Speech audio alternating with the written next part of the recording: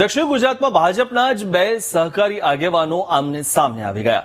ભાજપના જ બે નેતાઓનો આંતરિક વિખવાદ સામે આવ્યો ત્યારે ઉકાઈ પ્રદેશ સહકારી ખાંડ મંડળીમાંથી નરેશ પટેલનું ઉપપ્રમુખ પદેથી રાજીનામું પડ્યું તો નરેશ પટેલે ઉકાઈ પ્રદેશ સહકારી ખાંડ મંડળીના પ્રમુખ માનસી પટેલ પર ગંભીર આરોપ લગાવ્યા। મંડળીના પ્રમુખ માનસી પટેલ મનસ્વી રીતે વર્તતા હોવાના આરોપ સાથે રાજીનામું ધરી દીધું। માનસી પટેલ સુમુલ ડેરીમાં પણ ચેરમેન પદ ધરાવે છે।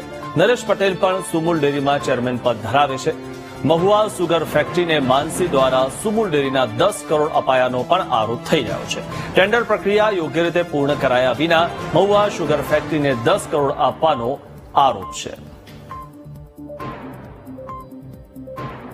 તો માનસી પટેલ સુમુલ ડેરીમાં ચેરમેન પદ ધરાવે છે અને ભાજપના જ બે સહકારી આગેવાનો જે આમને સામને આવી ગયા છે ત્યારે હવે નરેશ પટેલે લખેલા પત્રનો સાર શું છે તેની વાત કરીએ તો માનસી પટેલ સભાસદોના હિત વિરુદ્ધ કૃત્ય કરી રહ્યા છે તેવો પણ આરોપ થયો। સંસ્થા અને સભાસદોના હિતને નુકસાન થઈ રહ્યું છે તો માનસી પટેલ મનસ્વી રીતે વહીવટ કરી રહ્યા છે તેવા પણ આરોપ થયા છે અને કુશાલપુરા મંડળીને પુનઃસ્થાપિત કરવાનો હેતુ હતો તેવું પણ જોવા મળ્યું છે તો કુશાલપુરા ખાંડ મંડળીની વૃદ્ધિ થાય એ હેતુ પણ હતો।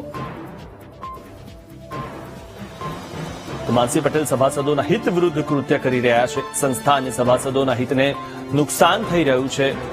આજે પત્ર જે લખવામાં આવ્યો હતો તેનો સાર શું હતો તેની જે વાત કરીએ તો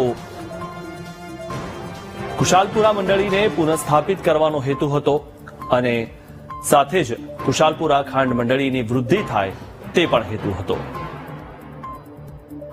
તો માનસી પટેલ સભાસદોના હિત વિરુદ્ધ કૃત્ય કરી રહ્યા હતા તે પણ આ પત્રનો સાર છે। સંસ્થા અને સભાસદોના હિતને નુકસાન થઈ રહ્યું છે તેવું પણ આ પત્રમાં જોવા મળ્યું।